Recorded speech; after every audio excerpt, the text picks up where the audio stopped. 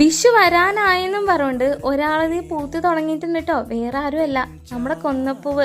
പണ്ടൊക്കെ വിഷുവിന് തൊട്ട് മുന്നേ പൂത്തോണ്ടിരുന്ന കൊന്നപ്പൂവ് ഇപ്പതേ വിഷുവിന് ഒത്തിരി മുന്നേ പൂത്തിട്ടുണ്ട് കേട്ടോ. നമ്മുടെ ഇവിടെ വഴിയോരം മൊത്തത്തില് ഈ ഒരു കൊന്നപ്പൂവിന്റെ മഞ്ഞ കളറും വാഗപ്പൂവും പിന്നെ ഒരു ടൈപ്പ് ഓഫ് റെഡ് പൂവായിട്ട് നല്ല രസമായിട്ടോ കാണാനായിട്ട്. എല്ലാം അവിടത്തെയും കൊന്ന പൂത്തിട്ടുണ്ട്. അവിടെ ഇങ്ങനെ ആ കൊന്നയൊക്കെ പൂത്തിട്ടുണ്ടോ? അപ്പൊ ദേ വിഷുവിന് മുന്നായിട്ട് പൂത്തോണ്ട് തന്നെ വിഷുവിന്റെ ടൈം ആകുമ്പോഴേക്കും കൊന്നപ്പൂവിന് ചെറിയ ഷോർട്ടേജ് ഉണ്ടാവാൻ ഇത്തവണ നല്ല ചാൻസ് ഉണ്ട് കേട്ടോ.